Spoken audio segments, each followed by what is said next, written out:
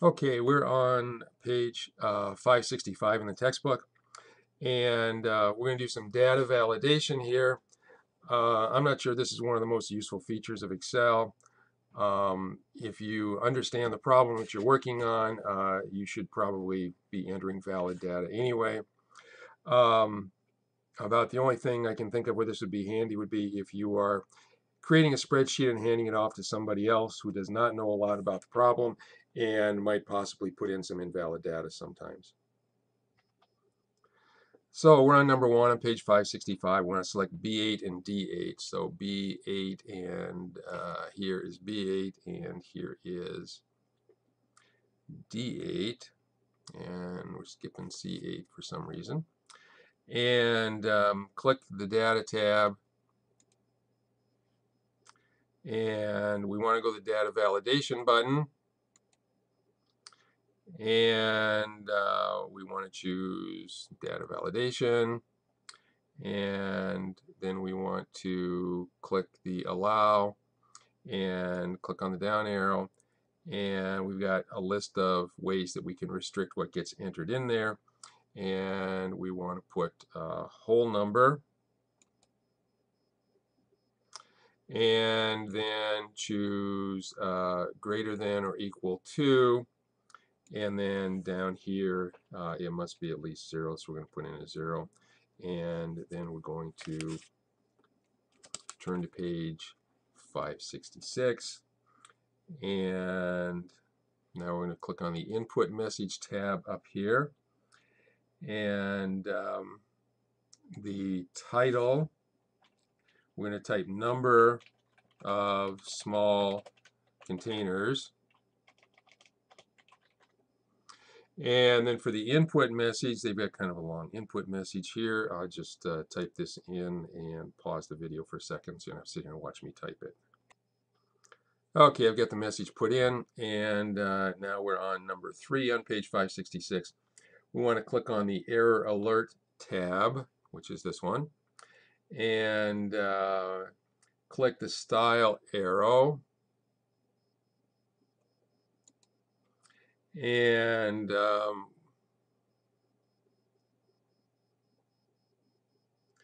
select Stop. Okay, and then for title, we're going to put Input Error. Let's move the mouse out of there. And then for the error message is you must enter a whole number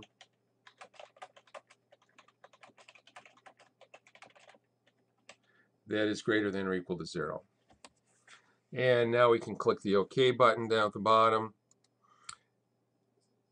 And it says repeat steps 1 through 4 twice. Once for the medium containers in B9 to D9, and once for the medium containers in C10 to D10. And make the appropriate changes for the cell addresses and the text in the input window when creating the title for the input message in B10 to D10. Use number of medium with windows in order to make this title fit. And okay, so we want to select those steps for B9 to D9. So here's B9 and here's D9, and we want to go and do some data validation on those. And this also, I assume, has to be a whole number greater than or equal to 0. And our input message is, and I'm not going to worry about an input message, and for this I'm going to put error and number must be greater than or equal to 0. Whole number greater than or equal to 0, and then we'll click on OK. Okay, they also want us to go through and do that 2 more times. I don't see any point in doing that on the video. We've already done it twice on the video, so if you want to do it more on your own, you can do that, but I'm not going to devote any more time to doing that on the video.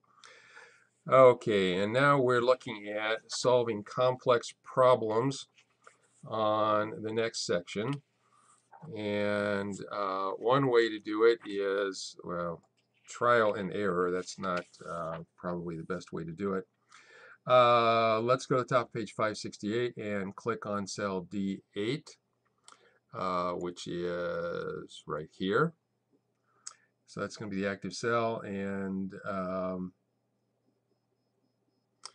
there's our input message, and we're going to type in 850.5 and hit enter, and we should get an error message telling us that it's got to be a whole number. And so we're going to do a retry here, and we're going to type in 900 and hit enter. We're going to go to D9, and we're going to type in 700, and D10 we're going to type in 800, and now if you look at the numbers on the bottom of page 568, this bottom row of numbers here should be 24.99.29 and 24.99.29 over here. These numbers should match because we don't have anything else in the other two columns here. Now we're on the top of page 569. Tap or click cell D8 to make it the active cell. So let's go to D8 again and type 200, press enter, and go to B8, which is right here, and put in 700 and enter, and then tap or click on cell C9, which is right here, and put 200, and go to D9 and type 500, go to C10 and type in 100, and go to D10 and type in 700. Okay, and now our picture should match, our screen should match the picture on the bottom of page 569. And just reading the numbers real quickly here, we've got 735, 268, 1522, and 2525, and those are the same numbers that we see on the figure at the bottom of page 569. Okay.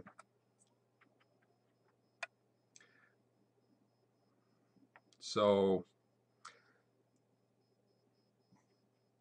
we're trying to see if, let me see, if we can solve this problem here by hand. And we need 900, 700, and 800. Those are the constraints. We've got 900, 700, 800 up here, but the total number of hours that we have, I think this is per machine, cannot be over 12. Well, this is good, but this one is not. It's taking too much time, and so we're going to have to try some other way to figure out what goes in here. So let's go to page 570 and number 1 at the top. Click data on the ribbon to display the data tab. We're already there. Click the what if analysis button, which is right here.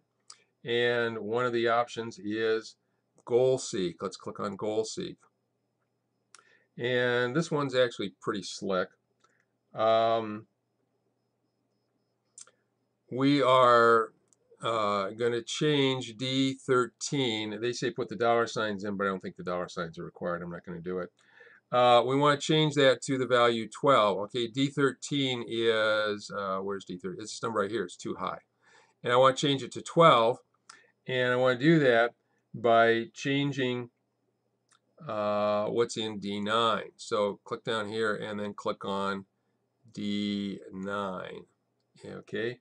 And now it says we're at the bottom of page 570, and it says if necessary move the goal seek dialog box so we can see D9, which we can, and then click on OK. And now what I'm getting is -60, okay, and that is probably not a valid number of items to make. So click the OK button on here to close the dialog box. and then click E23 to deselect any other cell. Doesn't matter where you click, I'll just click over here. And now we're on the top of page 571. And tap or click the data validation arrow to display the data validation menu. And we want circle invalid data. And what it will do is it will look for places on here where we may have violated any input constraints. And we did some input constraints on some of these cells a little while ago. And so it's going to circle the one that is violating the constraint. And now let's go back up here and click on clear the data validation circles. And that takes us to the end of that section, and that is probably a good place to start or to stop video number 2.